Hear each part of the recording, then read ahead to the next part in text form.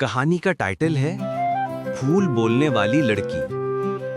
ایک دور پہاڑی گاؤں میں ایک غریب مگر خوش دل عورت رہتی تھی جو اپنی 2 بیٹیوں کے ساتھ زندگی گزار رہی تھی۔ بڑی بیٹی کا نام تھا سریا، خوبصورت لیکن مغرور۔ چھوٹی کا نام تھا نینا، معصوم، سادہ دل اور ہمیشہ دوسروں کی مدد کرنے والی۔ ان کے گھر کے باہر ایک چھوٹا سا باغ تھا۔ نینا روز پھولوں کو پانی دیتی، تتلیوں سے باتیں کرتی اور پرندوں کو دانہ ڈالتی۔ سوریا ہمیشہ آئینے کے سامنے رہتی، خود کی تعریف کرتی اور نینا کا مذاق اڑاتی۔ ماں ہر وقت اس کی تعریف کرتی، دیکھو میری سوریا کتنی حسین ہے، کتنی سمجھدار ہے۔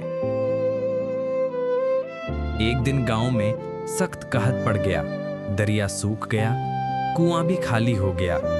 لوگ پریشان تھے، مگر نینا ہر صبح دعا کرتی، یا خالق سب کو آسانی دے۔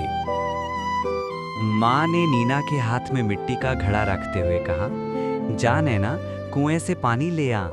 وہ مٹی کا گھڑا اٹھائے ہوئے نکل پڑی۔ راستہ سوکھی گھاس اور کانٹوں سے بھرا تھا۔ پیروں کے نیچے زمین تپ رہی تھی۔ ہوا میں شہد کی مکھیاں گونج رہی تھیں۔ آخر کار وہ کنویں کے پاس پہنچ گئی۔ نینا کنواں کے پاس بیٹھی تھی، تھکی ہوئی لیکن پرسکون۔ سے ایک بوڑھی عورت ملی۔ عورت نے کہا، بیٹی مجھے ذرا پانی پلا دے، میں بہت پیاسی ہوں۔ نینا نے فوراً گھڑا نیچے رکھا اور بولا، امی جان یہ لیجئے، آپ پہلے پی لیجئے، میں پھر بھر لوں گی۔ بوڑھی عورت روشنی میں بدلتی ہوئی ایک پری میں تبدیل ہو گئی۔ بوڑھی عورت مسکرائی اور بولی، تمہارا دل تمہارے چہرے سے بھی زیادہ خوبصورت ہے۔ آج سے جب بھی تم سچ بولو گی، تمہارے لبوں سے خوشبودار پھول گریں گے۔ نینا نے حیران ہو کر دیکھا، اس کے منہ سے ایک نیلا گلاب گرا۔ اس کا دل شکر سے بھر گیا۔ جب نینا گھر پہنچی، سوریا ہنسی اور بولی، کہاں تھی اتنی دیر؟ کوئی خزانہ مل گیا کیا؟ نینا نے سب سچ سچ بتا دیا، اور جیسے ہی بولی اس کے لبوں سے پھول گرنے لگے، کمرہ مہک اٹھا۔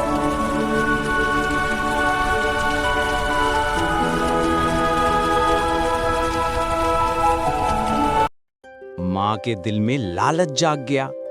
اس نے کہا، سوریا تم بھی جاؤ، اسی راستے پہ جاؤ۔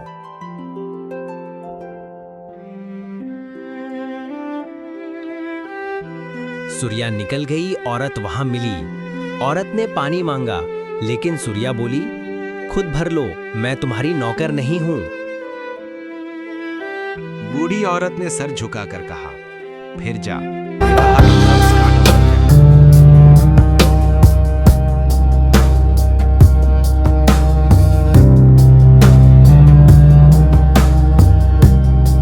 گھر لوٹتے ہی جب سوریا بولی، اس کے منہ سے کانٹے گرے۔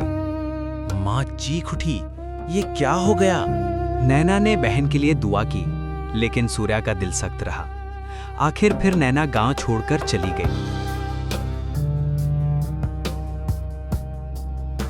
کچھ دن بعد ایک شہزادہ شکار کے لیے اس گاؤں آیا۔